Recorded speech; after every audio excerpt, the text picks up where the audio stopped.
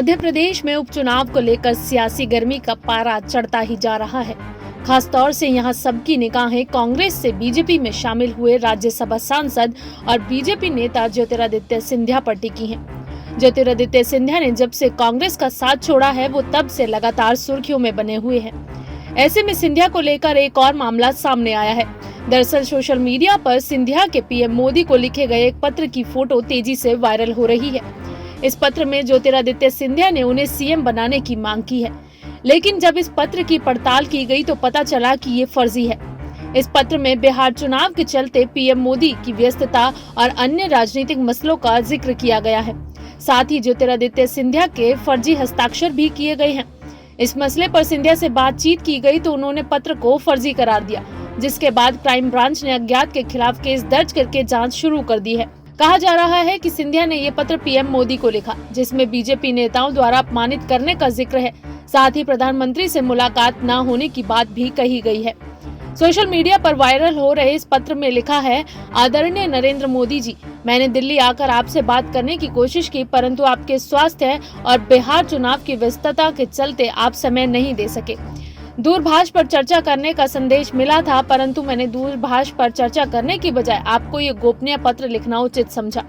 पिछले महीने मैंने मोहन भागवत जी को संघ और स्थानीय बीजेपी नेताओं द्वारा किए जा रहे असहयोग और मेरे समर्थक प्रत्याशियों के विरोध की विस्तृत जानकारी दी थी।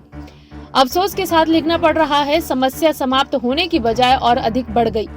बीजेपी के चुनाव रथ और प्रचार सामग्री से मेरी तस्वीर हटाकर और स्टार प्रचारकों की सूची में मुझे 10वें स्थान पर रखकर बीजेपी नेताओं ने न केवल मुझे अपमानित किया है, बल्कि सिंधिया घराने के मान सम्मान को चोट पहुंचाई है। नरेंद्र तोमर जी, बीडी शर्मा जी और नरोत्तम मिश्रा जी द्वारा उपचुनाव में कांग्रेस के पक्ष में कार्य किया जा रहा है। वहीं बीजेपी के अन्य नेता इस उपचुनाव से दूरी बना चुके हैं। नरोत्तम मिश्रा जी अप्रत्यक्ष और प्रत्यक्ष तौर पर संदेश दे रहे हैं कि उन्हें केवल एक सीट, इसलिए 27 सीटों पर बीजेपी कार्यकर्ता कार्य नहीं करें। इन हालातों ने अब इस चुनाव को सीधे तौर पर सिंधिया परिवार की लड़ाई बनाकर रख दिया है।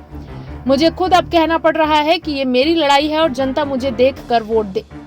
मुझे केंद्र में मंत्री बनाने का आपका वादा अब तक लंबित है। मैं अनुग्रहित होऊंगा यदि आप मुझे मेरी जगह पर शिवराज सिंह चौहान जी को केंद्र में मंत्री बना दें और मुझे मध्य प्रदेश की कमान सौंप दें, ताकि मैं सभी विरोधियों को जवाब दे सकूं।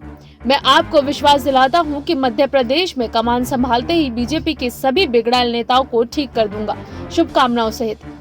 सोशल मीडिया पर पत्र वायरल हुआ तो सिंधिया के निजी सचिव तक पहुंच गया। उन्होंने इस मामले में ज्योतिरादित्य सिंधिया से चर्चा की।